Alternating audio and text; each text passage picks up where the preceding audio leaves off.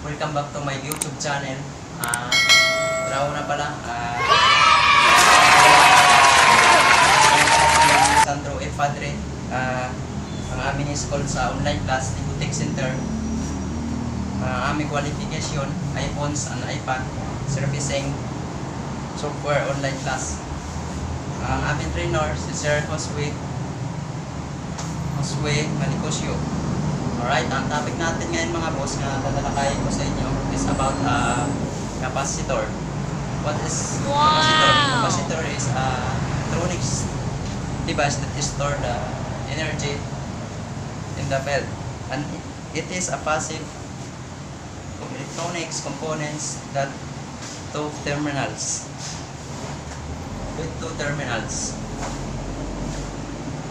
So ang capacitor natin, yung trabaho nito sa isang circuit, isang board mga sir, is para mag-store ng current para mabilis siya mag-on ng isang board. Ang capacitor, tulad yan sa battery, nag-i-store yan ng karga. Alright? So, once na may capacitor ang isang gadget natin, isang board, mabilis siya mag-on. Kaya dapat marunong tayo pag-trace kung ano ang kanyang symbol sa isang board o diagram. Alright? Wow! So, continue tayo. So, ang kapasitan niyan mga boss, yung kanyang value. Ang kapasitan mga boss is ability of a component to collect of charge energy in the form of electrical charge. Alright? So, siya yung nagkukulik ng voltahe para i-store doon, para i-supply niya doon sa pang parts ng board ng motherboard.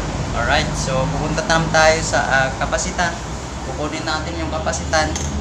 So may papakita ko sa inyo na value para atin malaman kung bakit may number kasi yun ang atin mga kapasitor.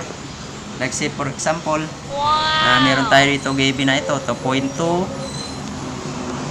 Ayan o mga boss. Ayan, 2.2 times 20%. So, equals na siya. Ito times na natin 20%, equal na 0.44. Yun ang kanyang minimum. So, malalaman din natin yung kanyang maximum. Ipa plus natin yung 0.44 plus 2.2 equals 2.64. Yan, kanyang kapasitan na maximum kapasitan yan mga boss. So once na pasok pa siya dito, pwede pa siya yung kapasitor.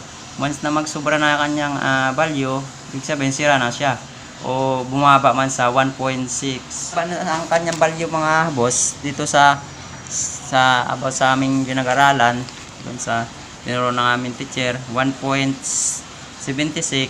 Pag bumaba ba, ibig sabihin sira. Dapat between 1.76 minimum to maximum 2.64. Ibig sabihin ayos pa yung kapasitan ng isang kapasitor. So para maganda yung daloy ng kuryente o mag-i-store ang voltahe. Siyempre kasi ngayon ang pinag-uusapan natin dito yung board ng cellphone, ang liliit kasi ng kapasitor. Yan, malalaman natin yung kanyang kulay ng kapasitor mga sir. Tatawag ko sa inyo. So malalaman natin yan. Yung kanyang kulay is brown. Meron din kulay na gray, yellow, saka wala sa. Ayan, makita niya sa board. Alright, so merong tatlong klase yung atin capacitor, 3 types of capacitor. Wow! Non-electrolytic capacitors, non-electrolytic capacitor, network capacitor. So doon muna tayo sa non-electrolytic capacitors. Yung non-electrolytic capacitor mga sir is a little more than the chip resistance.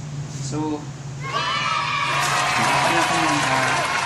kanyang resistance. So kasi maliit na siya. Saka kulay niya mga sir is gray, yellow, and brown yung colors. Wala siyang positive and negative side by side.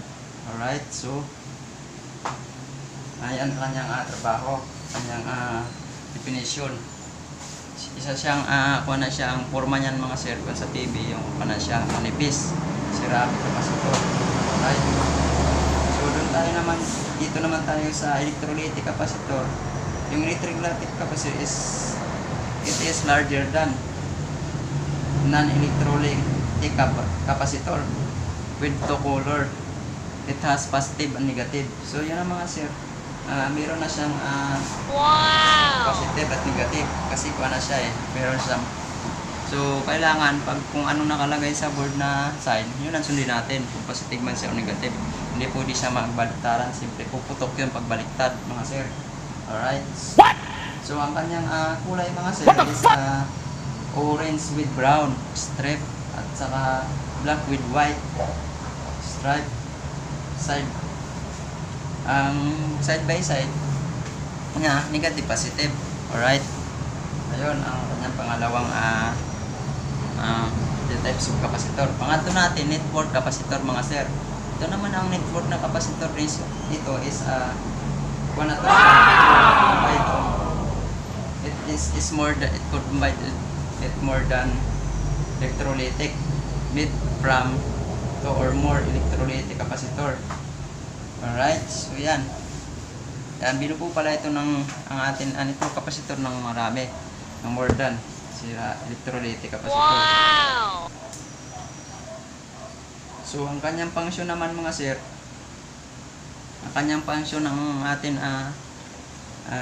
capacitor is to charge for some instant. So, bigla siyang, mabilis siya magtanggap ng store ng karga mula sa battery papunta doon sa mula sa supply papunta doon sa kapasitor. Once na may kapasitor nga na, masabi ko nga sa inyo, once na may kapasitor yung ating board, motherboard, so mabilis magsindi yung ating gadgets, ating cellphone. So pag wala yun, wala rin, matagal siya magsindi. Alright, so ito nyo tayo, essential components inverters. So ito din yung kapasitor na yan, pero kailangan talaga kasi siya nagpipilter ng mga voltahe kung tataas ba o bababa o mababa na. Alright, so malalaman natin yan sa gagamit din tayo ng instrumento like tester natin yan siya. So sa ngayon wala pa, hindi pa kasi namin natagad yung tester, kaya susunod na mga assignment ko na lang itatagal sa yung tester. Alright, so ngayon tuloy tayo, reducing voltage fluctuation. Ayun, nag-reduce siya, nagbawas siya ng voltahe. Siyempre, pag mataas yung voltahe na isusupply natin, ang kanyang i-release doon sa mag-store sa kapasitor. Pag once na nag-store na doon, ang out niya medyo mabilis na. Siyempre, may kapasitor siya. Alright, saka remove harmonies. So, sa papala, kapag once na may kapasitor yung ating board, maiwasan yung heatsink, yung pagbubong o yung sakit seat. So alam mo na yung sakit. So dito sa cellphone, siyempre maliit yung kapasitor, iba naman yung kanyang hindi pa natin kasi na-encounter kung anong kanyang sakit once na sira yung kapasitor. So malalaman natin yan once na pino-voltage rating natin gamit yung tester natin. Alright, so ngayon tingnan tayo. So once na meron tayong kapasitor mga sir, i-prove yung power niya. Siyempre, paggawa ng isang gadget, naka-store yung kanyang energy doon sa kapasitor, mabilis siya mabuhay. So hindi siya basta-basta mamamatay. Alright, ayan. Wow! So doon naman tayo sa ano ba to?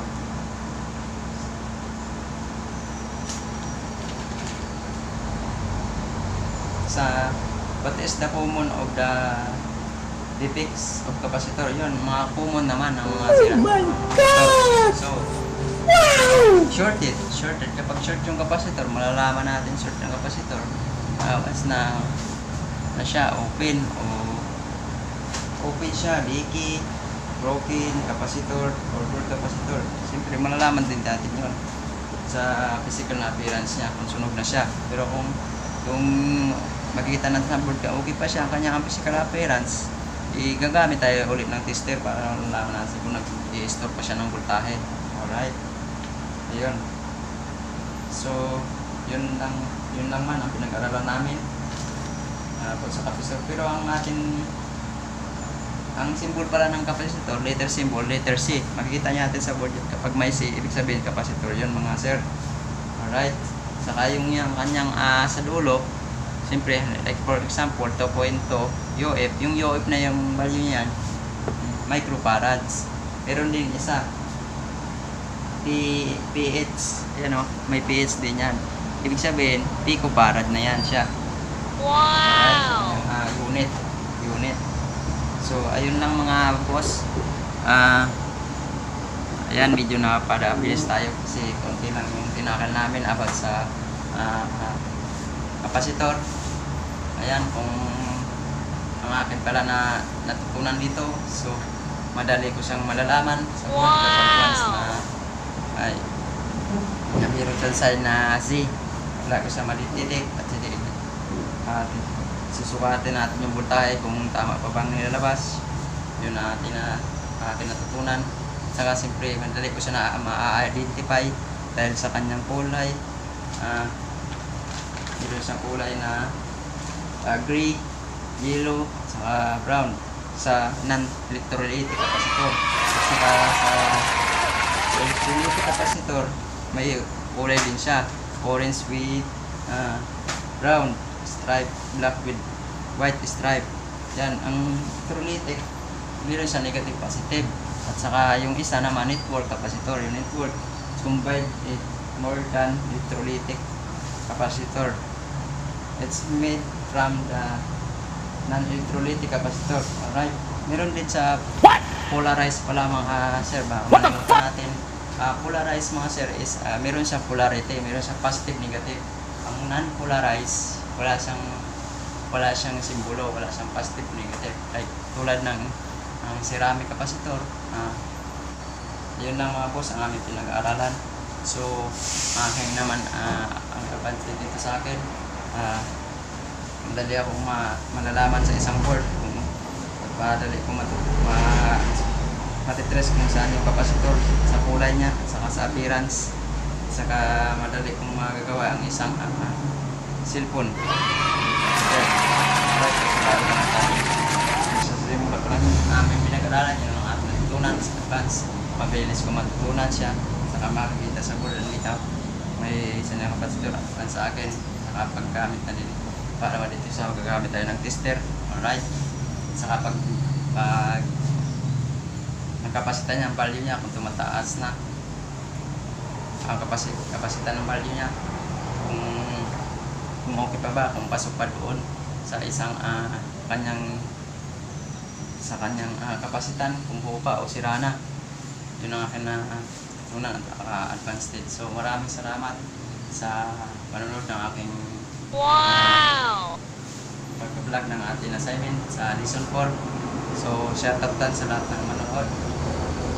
Yan, mag-online test na tayo para marami tayong matutunan about sa cellphone. Alright, nandito na lang, bago pa lang sa akin channel mga boss, huwag kalimutan, like, share, and subscribe. Maraming salamat. Oh my God!